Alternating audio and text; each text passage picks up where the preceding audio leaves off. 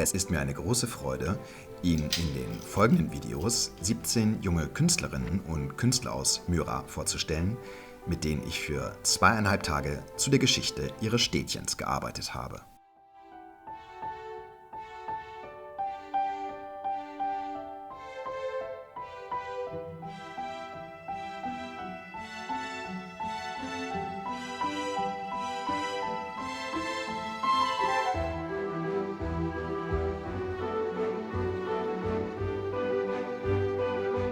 Ich werde Ihnen einen kleinen Einblick in das pädagogische Konzept des Workshops geben, damit Sie die Präsentation der Schüler mit einem geschärften Blick verfolgen können.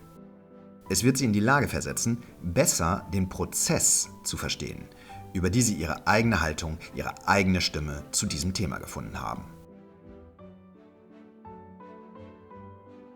Das klingt vielleicht ein wenig sonderbar, denn wir wissen doch alle, wie man ein Video anschaut, oder? Man drückt auf Play. Nun, ich wage eine Vorhersage. Nicht wenige von uns werden sich dabei ertappen, dass wir in dem Moment, wo ein Schüler aufhört zu sprechen, automatisch in den Wartemodus wechseln. Wann geht es in der Erzählung weiter? Aber ich habe in die Videos absichtlich Sequenzen eingefügt, in denen die Schüler nicht sprechen, in denen wir sie in Stille bei ihrer Arbeit begleiten. Denn die Geschichte ihrer Werke artikuliert sich bei weitem nicht ausschließlich durch das Medium der Worte.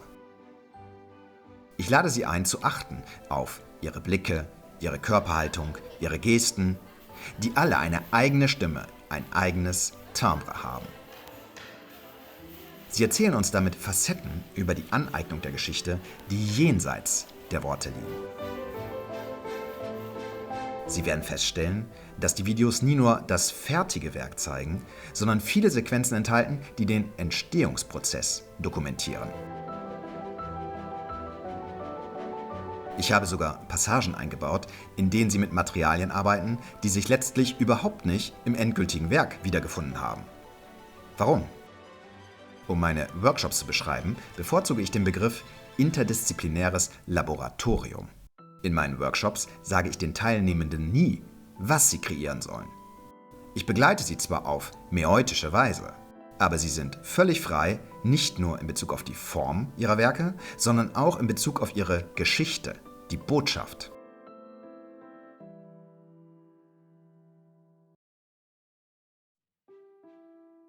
Das erklärt übrigens auch die enorme Vielfältigkeit der Werke in ein und derselben Teilnehmergruppe.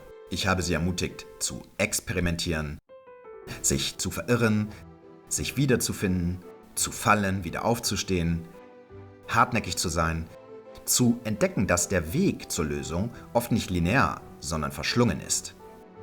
Man sich auch Zeit nehmen muss, um Sackgassen zu erkunden.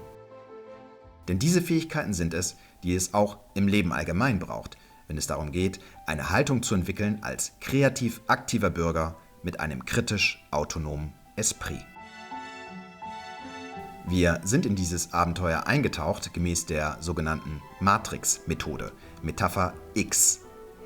Das ist die didaktische Methode, die ich in den letzten 10 Jahren für meine künstlerisch interdisziplinären Workshops entwickelt habe.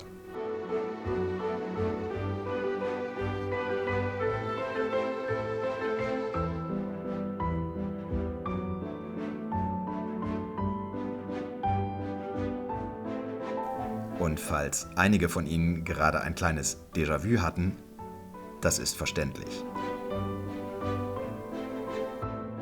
Die Matrix spielt in meiner Methode eine zentrale Rolle. Nur, dass es im Gegensatz zum Film nicht darum geht, ihr zu entfliehen, sondern sich wieder mit ihr zu verbinden. Wie kann man Schüler dazu bringen, die Blasen zu durchstoßen, die häufig eine Disziplin von der anderen trennen? Geschichte, Literatur, Naturwissenschaften, Philosophie, Kunst. Finalement, j'ai récupéré les résistants, qui sont des bobines noires, qui s'appellent des résistants en informatique. Wie können wir die Blasen durchstoßen, die Vergangenheit, Gegenwart und Zukunft in Zeitinseln trennt, die keinerlei Verbindung aufweisen?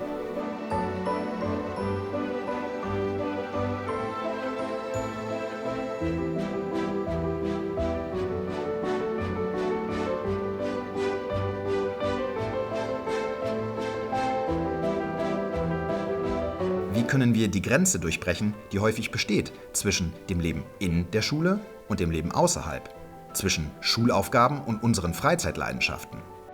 Vous vous demandez pourquoi, peut-être, il y a un violon. Je l'ai choisi car c'est un instrument que je joue souvent dans mes temps libres.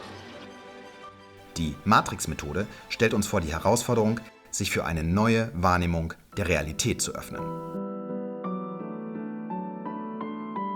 Unsere Antennen zu reaktivieren und zu schärfen, um verborgene, beschädigte, manchmal sogar unterbrochene Verbindungen aufzuspüren. Zu dem sozialen und ökologischen Netzwerk, in das wir eingebettet sind, zur Geschichte und Zukunft, aber auch zu unserer eigenen inneren Welt.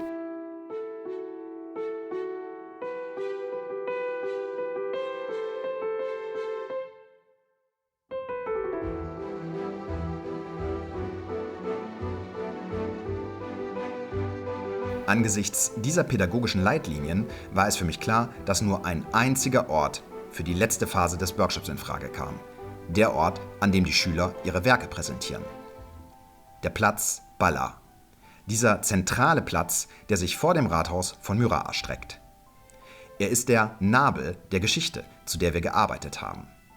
Der Ort, an dem im Juni 1944 der hochrangige Nazi-Kommandeur, SSS-Hauptsturmführer Hugo Geisler, von einem Widerstandskämpfer erschossen wurde. Der Auslöser für die folgende Vergeltungsaktion, die Deportation von Einwohnern Myras. Nicht nur auf dem Platz arbeiten, sondern mit dem Platz. Als wäre er eine Verlängerung eurer Werke. Das war die Herausforderung, die ich den Jugendlichen stellte, als wir auf dem Platz ankamen.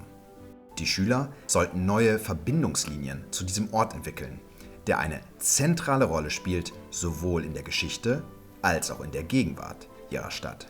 Ein Ort aus ihrem Alltag, der mit Erinnerungen und Affekten behaftet ist, einen Teil ihres inneren geografischen Raumes abbildet. Die Matrix-Methode widmet sich der Frage, wie können wir die Schüler in einen Zustand des Reflektierens und Empfindens geleiten, in dem alle thematischen und zeitlichen Inseln wieder anfangen, miteinander in Resonanz zu treten, wo wir die Matrix einer Welt wiederentdecken, in der alles miteinander verbunden ist. Das Portal zu diesem holistischen Blick auf die Welt und das pädagogische Herz der Matrix-Methode befindet sich in der ersten Phase des Workshops, vor der Entwicklung der Kunstwerke. Diese erste Phase des Workshops ist besonders entscheidend, denn, wie Sie bereits wissen, ich nehme den Teilnehmern nie die Frage ab, was für ein Werk sie entwickeln sollen. Es liegt an jedem selbst, die eigene Form, das eigene Narrativ zu finden. Die erste Phase ist also der Boden, in dem ich das psychologische Feld der Schüler vorbereite, auf dem dann ihre eigenen Werkpflanzen erwachsen. Diese Phase umfasste die Analyse von Textmetaphern, zum Beispiel in den Briefen der Deportierten, von visuellen Metaphern, aber auch von Metaphern in Bezug auf Gerüche oder den Tastsinn. Die Variable x erinnert uns daran, dass die Quelle, in der jeder die für seine Geschichte am besten geeignetste Metapher findet, unterschiedlicher Natur sein kann. Sie werden feststellen, dass die Schüler über Myras Geschichte mit Hilfe von Metaphern sprechen, die in diesem Zusammenhang noch nie zuvor gefallen sind. Mit Hilfe von Delfinen, Lawinen, Kühen. Wie haben sie es geschafft, sich die Geschichte ihrer Stadt so anzueignen, dass eine derart persönliche Stimme freigelegt wird? Ich wende einen ganzen Strauß von pädagogischen Werkzeugen an, um jeden Schüler gemäß seiner eigenen psychologischen Matrix kitzeln zu können. Aber ich werde Ihnen insoweit zumindest einige Anhaltspunkte geben. Um die kreativen Kräfte der Schüler freizusetzen, geht es zunächst um Folgendes: metaphorische Quellen zu identifizieren, die in ihrer zerebralen und intuitiven Matrix einen ungestörten Informationsfluss fördern. Hier geht es auch wirklich erst einmal darum, Staus in Flüssen, Kanälen und Kapillaren aufzulösen, die im Laufe der Zeit zu stagnierenden Pfützen verkommen sind.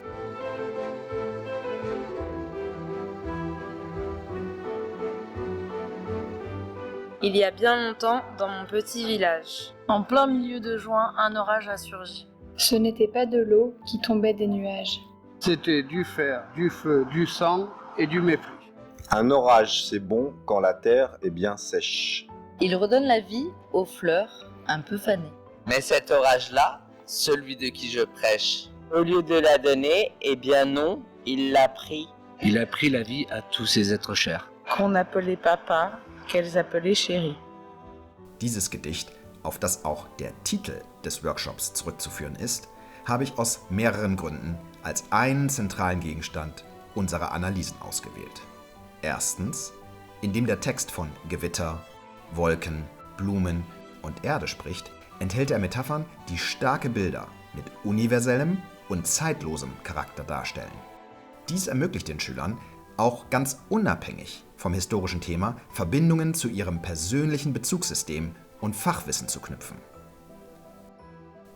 Die metaphorische Welt des Gedichts ermöglichte es mir auch, eine Verbindung zu unseren Kunstmaterialien herzustellen, insbesondere zu den Elementen Wasser und Erde. Im Vorfeld des Workshops in Murat hatte ich die Bremer Lehrkräfte gebeten, uns Wasser aus der Weser mitzubringen, dem Fluss, der direkt am Bunker Valentin vorbeifließt. Darüber hinaus wurde unser Materialbuffet auch noch bereichert durch Sand und kleine Steine, direkt von der historischen Stätte. Um die Matrix zu beleben, die sich zwischen Vergangenheit, Gegenwart und Zukunft spannt, habe ich den Schülern folgende Frage gestellt. Wo ist das Wasser heute, das 1944 durch die Körper dieser Jugendlichen aus Murat strömte? Das Wasser, das gerade in diesem Moment durch eure Adern fließt. Wo wird es in 50 Jahren sein? J'ai mis cette eau car on dit que l'eau qu'il y a dans notre corps s'est évaporée et a pu tomber dans cette eau.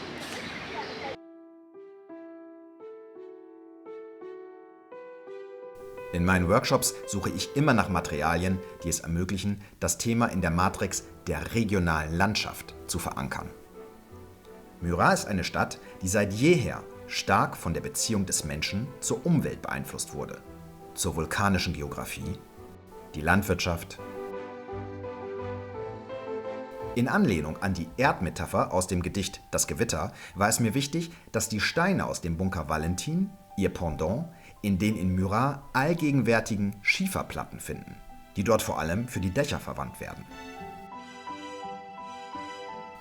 Auf diese Weise mit vertrauten Objekten zu arbeiten, erleichtert es uns, eine Beziehung zu einem Ereignis herzustellen, das zeitlich weit zurückliegt. Aus demselben Grund hatte ich die Schüler gebeten, ihre Häuser zu durchforsten, um unser Materialbuffet durch persönliche Gegenstände oder Gegenstände aus ihren Familien zu bereichern. So entstanden zum Beispiel Werke, deren Metaphern sich aus dem lokalen Fachwissen der Schüler speisen, verwurzelt in der landwirtschaftlichen Identität der Region. Der große Vorteil, auf diese Weise mit Metaphern zu arbeiten, ist, dass die Metapher X zu einem chamäleonesken Arbeitsmittel wird. Die Metapher passt sich von selbst der intellektuellen und emotionalen Welt eines jeden Teilnehmers an. Die Schülergruppe aus Murat setzte sich aus sehr unterschiedlichen Persönlichkeiten zusammen. Aber jeder war in der Lage, die Metaphern nach seinen eigenen Fähigkeiten zum Leben zu erwecken. Denn diese Metaphern sind geeignete Resonanzkörper sowohl für einfachere Assoziationen, aber sie verfügen eben auch über das Potenzial für komplexere Narrative. Die Variable X hebt diese Eigenschaft der Methode besonders hervor. Und das ist der Grund, warum ich die gleiche Methode nicht nur im Schulkontext anwenden kann, sondern auch in meinen Workshops mit Universitätsprofessoren, Lehrkräften, Studierenden, Gefängnisinsassen und Flüchtlingen. Indem ich auf diese Weise mit Metaphern arbeite, schaffe ich für die Teilnehmer das, was ich als sogenannte Ausweichräume bezeichne. Was meine ich damit? Besonders wenn man mit dunklen Kapiteln der Geschichte arbeitet, wie zum Beispiel der Deportation, ist es wichtig, den Teilnehmern die Möglichkeit zu geben, für sich selbst zu entscheiden. Wie viel Abstand brauche ich, um mich wohl dabei zu fühlen, mich zu diesem Thema persönlich zu positionieren? Nenne ich die Dinge beim Namen oder kann mir die Metapher manchmal auch als eine Art Puffer dienen? Wenn ich von der Schaffung dieser sogenannten Ausweichräume spreche, gehört dazu auch das Foto, das ich ganz zu Beginn des Workshops als ein zentrales Objekt unserer Analysen gewählt habe. Als mir dieses Foto im Rahmen der Recherche gezeigt wurde, wusste ich sofort, dass es ein Herzstück des Konzepts sein würde. Inmitten all der düsteren historischen Quellen, die mit der Deportation in Verbindung stehen, war dieses Foto mit Blick auf die Psychologie der Schüler einzigartig. Es zeigt fast gleichaltrige Jugendliche aus Murat, die Lillys 17. Geburtstag in einem Café in Murat feiern. Das Foto wurde nur 2 Monate vor dem Anschlag am Murater Rathaus aufgenommen. Was es pädagogisch besonders wertvoll macht, ist, dass man darauf Freunde sieht, die einen Moment der menschlichen Verbundenheit und Geselligkeit teilen. Um bereit zu sein, sich den brutalen Geschichten dieser Zeit zu öffnen, hilft es manchmal, sich zu vergegenwärtigen, dass es auch diese Momente gab. Gleichzeitig erinnert uns das Foto an die Zerbrechlichkeit dieses Friedens, daran, dass solche Momente der Unbeschwertheit immer kippen können, damals wie heute. Daher die Notwendigkeit für jeden von uns, schon mit kleinen Handlungen im Alltag zu einer werteorientierten Kultur des Zusammenlebens beizutragen. Die von den Schülern für sie geschaffenen Werke sind ein Teil davon.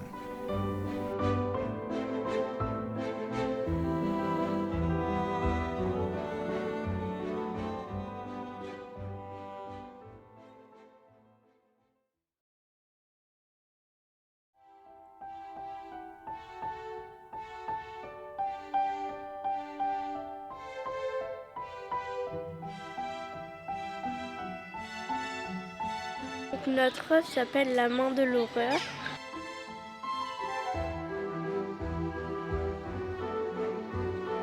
Notre œuvre a été inspirée du poème L'orage. Le poème L'orage est lu chaque année au mémorial lors des cérémonies. Notre main noire signifie les nuages d'horreur qui ont pris les maris et les fils et qui ont laissé les veuves. On a commencé par prendre une planche de bois. Ensuite, on a sculpté une fleur à l'intérieur qui représentait une veuve. Puis on a commencé à faire une tête qui faisait la tête de la femme. On a ensuite découpé en bouts de grillage pour mettre par-dessus sa tête pour dire qu'elle renfermait ses idées. On a voulu creuser des racines dans du bois. On a rajouté des racines en dessous de la fleur pour représenter qu'elle voulait creuser pour avoir des souvenirs de son mari et de son fils. On a sculpté une main en plâtre.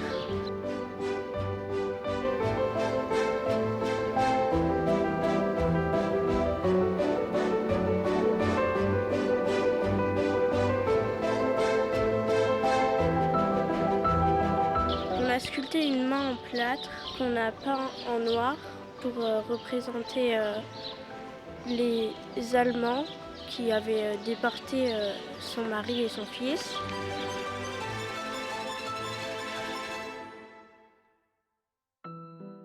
On a peint en haut du bout de bois un nuage noir qui représentait un nuage de l'horreur.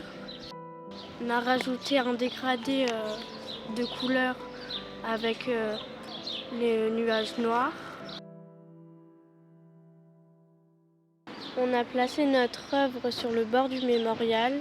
Le soleil illumine notre œuvre et son ombre se mettait sur les cailloux.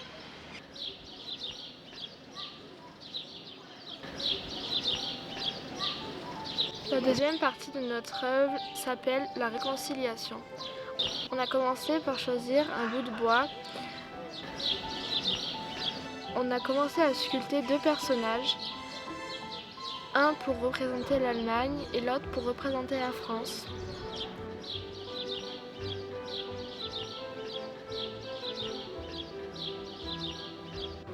Puis on a sculpté des visages dans de l'argile.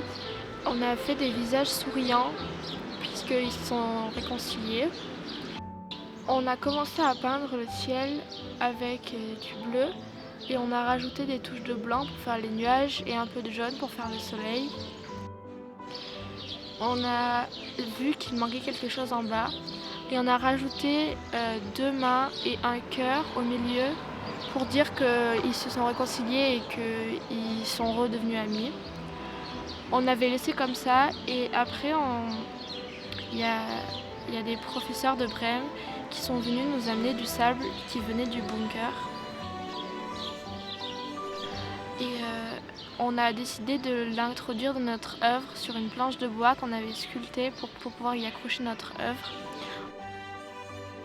On a mis du côté de l'Allemagne le sable qui venait de Brême et du côté de la France le sable qui venait de Murat. Le sable qu'on a trouvé à Murat, on a été le chercher dans notre cour du collège et on a fait joindre les deux pour que ça fasse la réconciliation complète.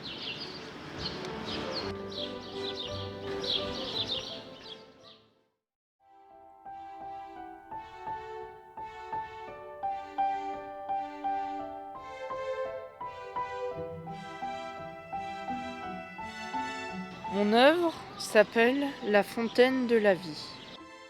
La fontaine représente le corps d'un déporté. L'eau représente son sang. J'ai fait le choix du matériau de la fontaine. La fontaine est faite en ciment. C'est un matériau très dur, comme cela représente la vie. La vie qui est dure comme le ciment. Il y a 2 parties dans la fontaine. L'une où l'eau est claire, celle qui représente les jours heureux, et l'autre le malheur après l'orage.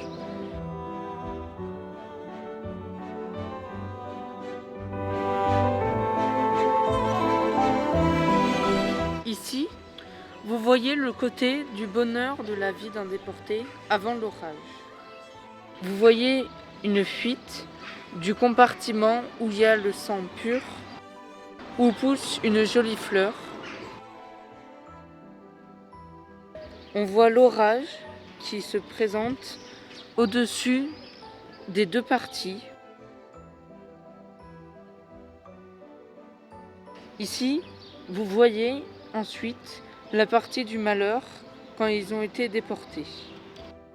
La fuite est rouge et laisse pousser une fleur du mal noire.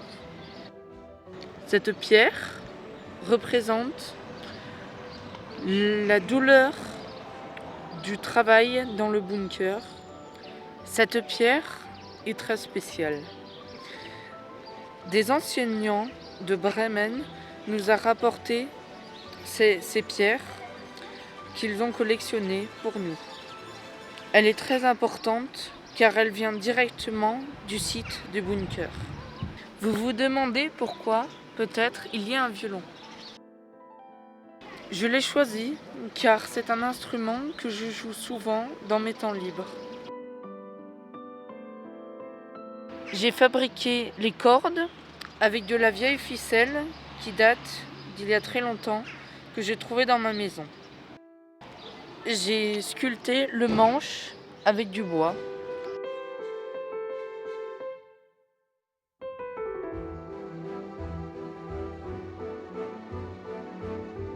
J'ai choisi ces matériaux car j'étais très impressionnée de la forme de ces pierres. La forme de ce violon, je l'ai découvert car elle m'impressionnait beaucoup, la ressemblance avec un violon. Ces 2 parties, il n'y avait presque pas de travail à faire, juste à coller.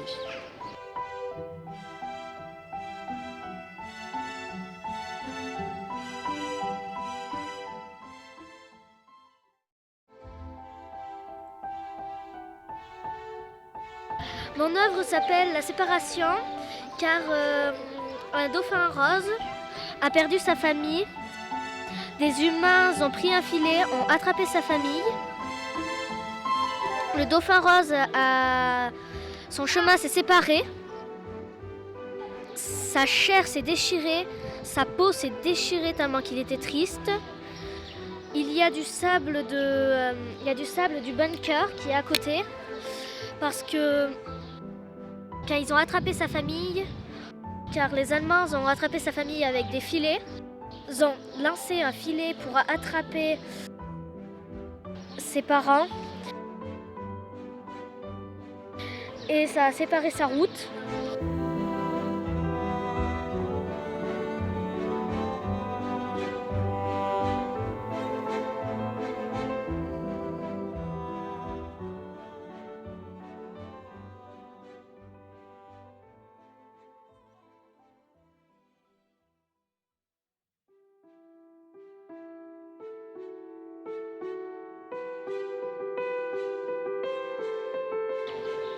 Mon œuvre se nomme La main de Raymond parce que Raymond a fait une lettre qui disait qu'il n'est pas tout seul quand il est parti.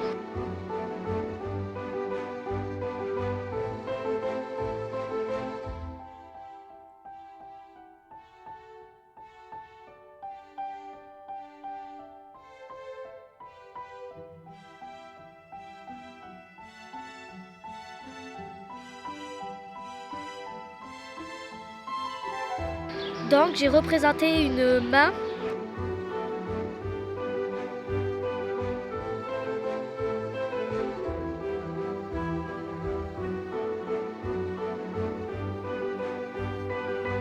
Une main et une cascade qui descend de cette main. Il faut monter la cascade pour être au paradis.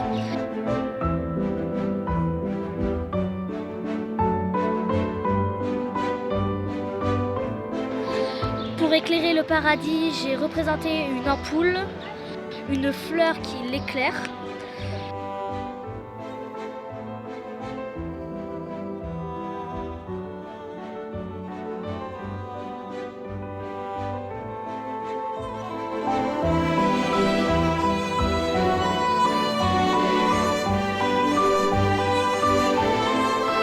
J'ai fait une petite maison avec le foyer. J'ai mis de l'eau à côté du bunker de Weser.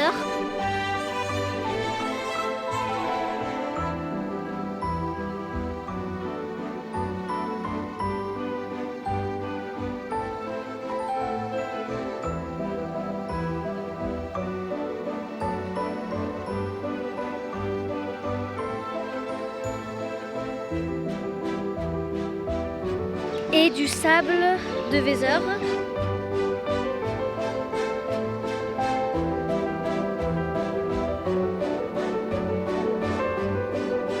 J'ai mis cette eau car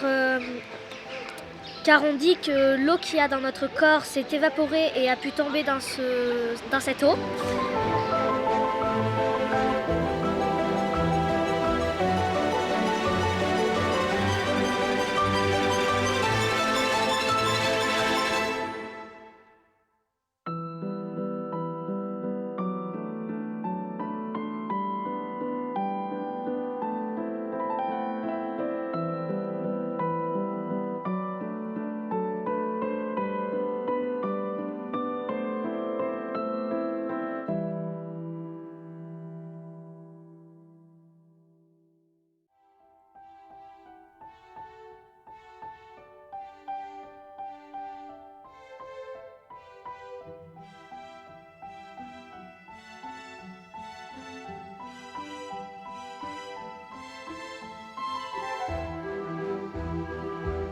On a fait en sorte que le bunker ressemble à un ogre car ils mettent des tonnes et des tonnes de béton comme si c'était infini.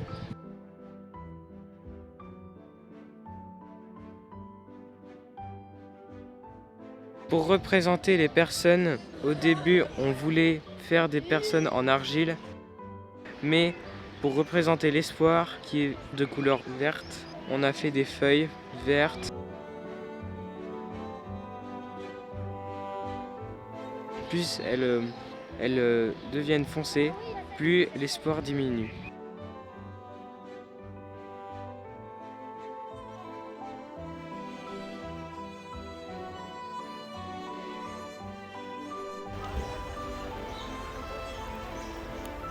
On a eu l'idée de faire une traînée noire qui montre le cycle des déportés. Ils arrivent dans l'endroit où ils dorment. Ils se réveillent. Ils vont mettre du béton au bunker. Et finissent leur vie dans les fourneaux brûlés.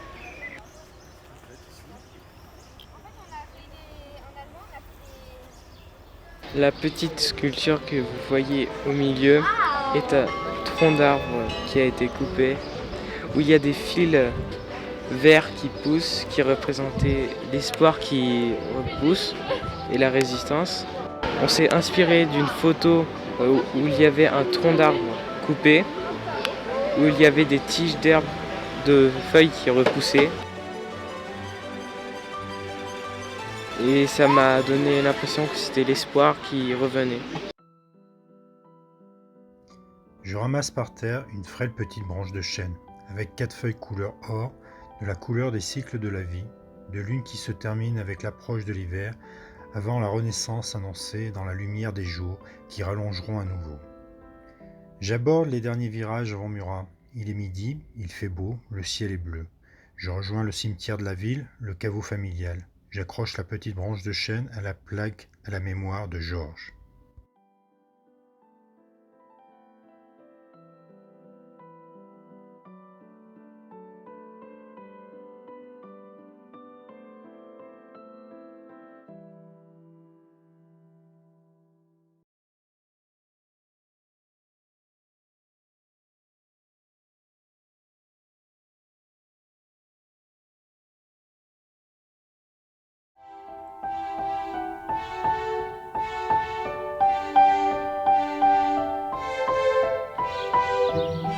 Le titre est Le cœur du malheur.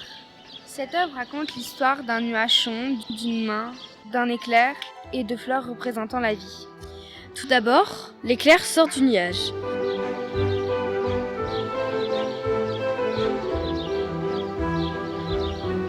Puis, une main se forme au bout de ce dernier. Cette main attrape toutes les fleurs, donc emporte toutes les vies. Mais à force d'en attraper, la main est blessée. Ce nuage représente le mal, la main enlève tellement de vie qu'elle la perd. Le cœur représente la vie, peu à peu s'assombrit puis meurt. La mort vit et la vie meurt.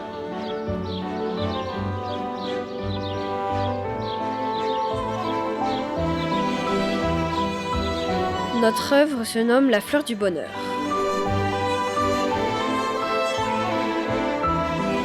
Cette œuvre raconte l'histoire d'un nuage, d'un arc-en-ciel et de fleurs.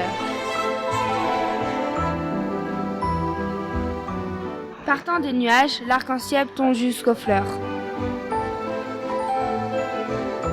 Les couleurs de l'arc-en-ciel correspondent à celles des fleurs. L'arc-en-ciel nourrit, donne la vie aux fleurs.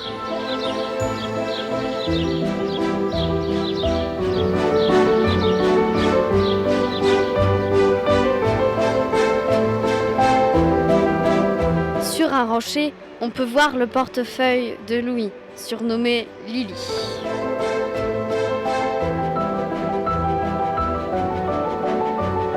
Dans ce portefeuille, il y a un souvenir du 17e anniversaire de Lily. Ce sera le seul souvenir de Lily que le petit frère trouvera.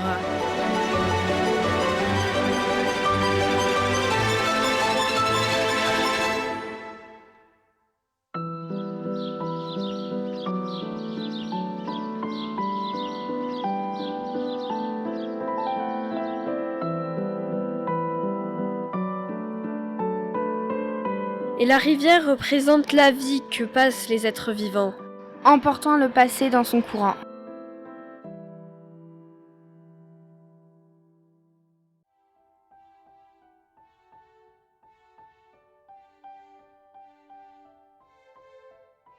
Alors le titre de mon œuvre se nomme Les résistants au bord de la vie. C'est une œuvre qui représente en fait la difficulté d'une vie qui n'est pas totalement stable.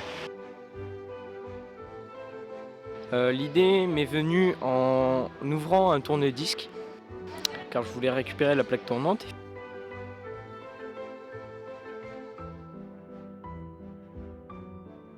Finalement, j'ai récupéré les résistants, qui sont des bobines noires, qui s'appellent des résistants en informatique.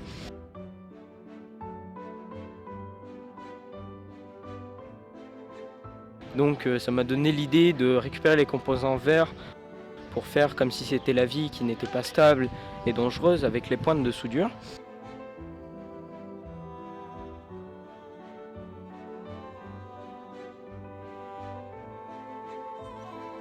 Et les résistants sont des résistants autour de cette plaque tournante qui voient la vie défiler comme ceci.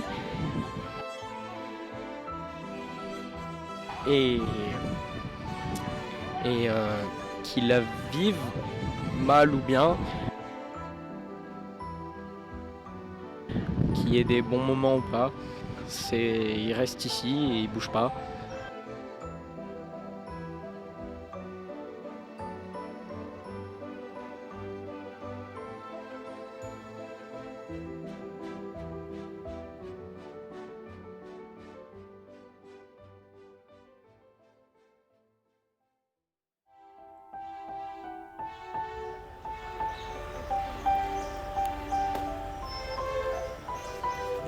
J'ai choisi le titre « La foudre frappant Murat ».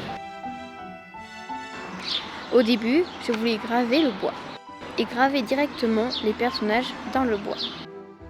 Mais après, je me suis rendu compte que ce serait impossible. Donc, j'ai entre guillemets découpé le bois. J'ai choisi le bois car c'est vivant et que les Allemands ont pris les Français et les ont séparés de leur famille.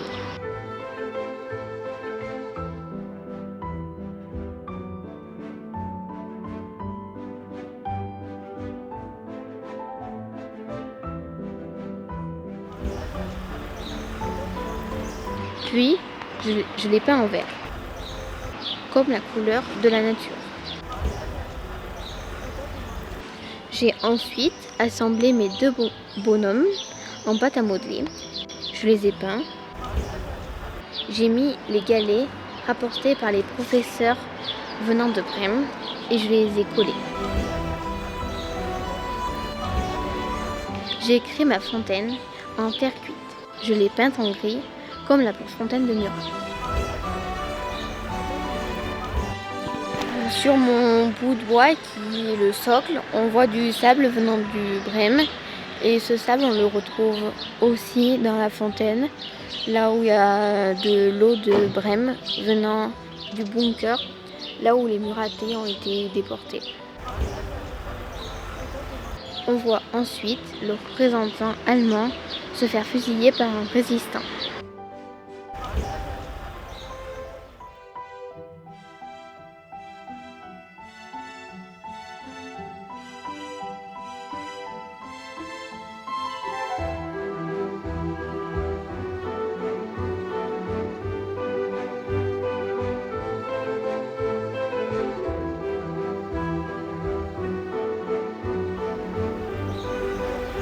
Le résistant est poilu et très maigre. L'allemand, lui, est gros et rasé. Tout à l'heure, j'ai dit le poilu, car comme c'est un résistant, il n'a pas pu rentrer avec sa famille depuis longtemps. Du coup, j'ai choisi de le faire très très maigre, parce qu'il ne peut pas beaucoup manger, et de le faire poilu, car il n'a pas pu se raser depuis longtemps. Et le représentant allemand, je l'ai fait gros, car lui, il peut manger quand il veut, et rasé car il a pu se raser il n'y a pas très longtemps. Par ailleurs, cet homme est protégé par, entre guillemets, ma main, qui est un abri. Le résistant, si vous regardez d'un peu plus près, on ne voit pas son visage. J'ai choisi de ne pas faire de traits sur son visage, car on ne connaît pas réellement sa véritable histoire. C'est devenu, entre guillemets, un soldat inconnu. J'ai choisi de représenter des personnages qu'on ne connaît pas leur visage ni leur nom peut-être, car je me suis inspirée d'une photo qu'on a vue tout au début, qui est des adolescents qui fêtent leur anniversaire, le 17e. Il y a aussi une femme sur cette photo qu'on voit de moitié et on ne connaît pas son nom ni prénom. Et j'ai choisi de le mettre proche du mémorial car sur le mémorial il y a une plaque où c'est écrit Murat à ses enfants morts pour la France, guerre 1939-1945, avec des noms de soldats avec leur date de mort. Je l'ai mis proche de ce monument pour rappeler qu'il y a beaucoup de Français, muratés surtout, qui sont morts.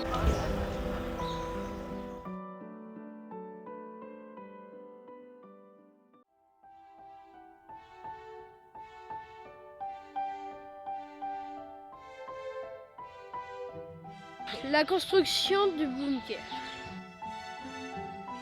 Il représente le bunker des Allemands.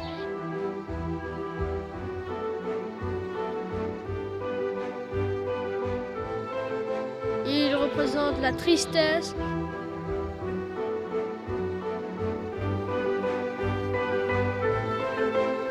Une prison pour les Français.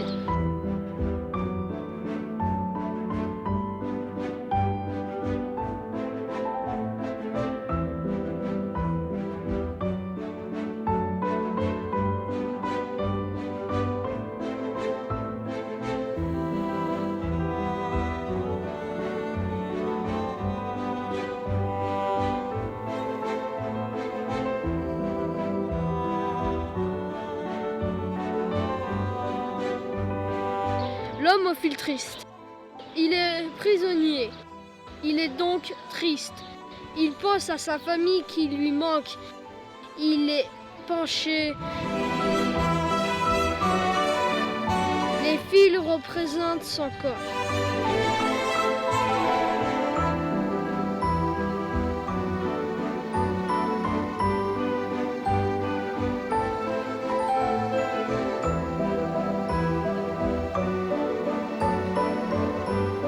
Le maquisard dissimulé.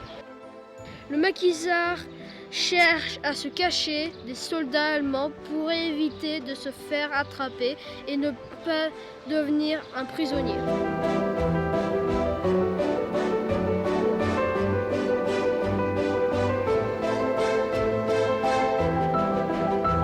L'avalanche des lettres. J'ai utilisé une bûche. J'ai pris des lettres, des touches de clavier, d'un ordinateur pour faire le mot roche. La bûche représente une montagne et les lettres représentent une avalanche.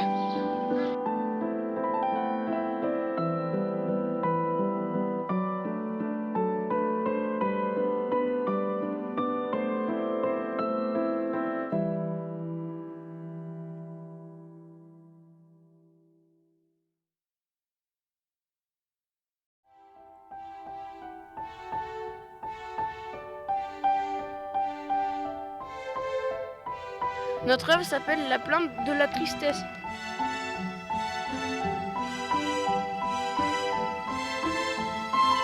Sur un tube de ribannage, on a mis du polystyrène. Sur la dent de la faneuse, on a collé une vache.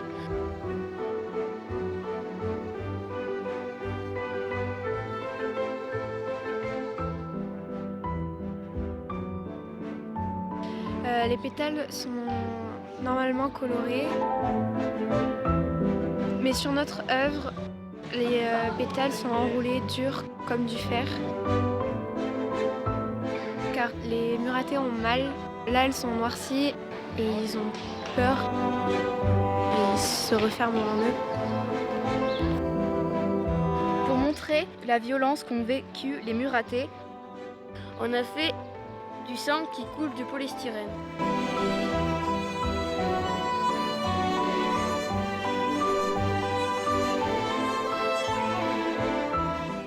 À la fin du tube, on a collé une feuille de papier déchiré pour montrer qu'il y a eu de la destruction.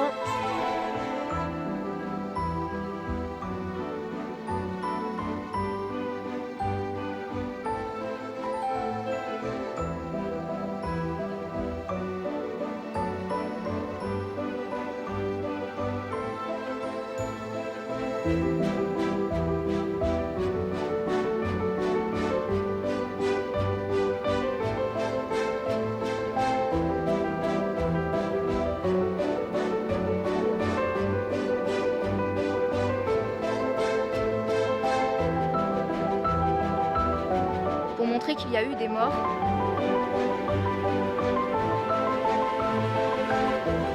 On a peint le tube en bleu foncé. On a créé des larmes bleu clair. Puis on a collé des câbles pour montrer la violence.